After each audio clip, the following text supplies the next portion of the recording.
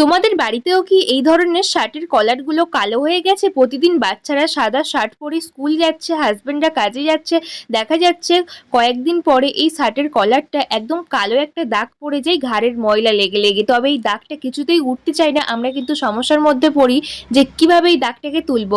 কোনো রকম টেনশন না করে বাড়িতে যদি কোলগেট সাদা পেস্ট থাকে, সেই সাদা কোলগেট পেস্ট কিছুটা পরিমাণ নিয়ে যদি আমরা এই ময়লা জায়গার মধ্যে লাগিয়ে ব্রাশ দিয়ে ঘষে দিই, তাহলে কিন্তু কোনো রকম সার্ফ সাবান ছাড়াই সুন্দর মতো আমরা 1 চিমটি কোলগেট পেস্ট দিয়েই কিন্তু এই কড়া জেদি ময়লাকে তুলে ফেলতে পারবো।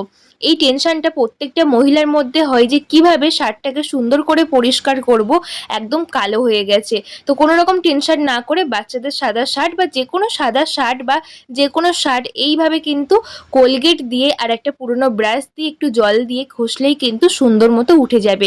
আমি খানিকক্ষণ এইভাবে ঘষে নেব, তারপরে জল দিয়ে ধুয়ে দেখিয়ে দিচ্ছি যে কতটা সুন্দর এই শার্টের কলারটা পরিষ্কার হয়েছে। প্রথমে দেখতেই পেয়েছো যে কতটা অপরিষ্কার হয়ে গেছিল, আর লাস্টে আমি দেখিয়ে দিচ্ছি যে কতটা সুন্দর পরিষ্কার হয়েছে।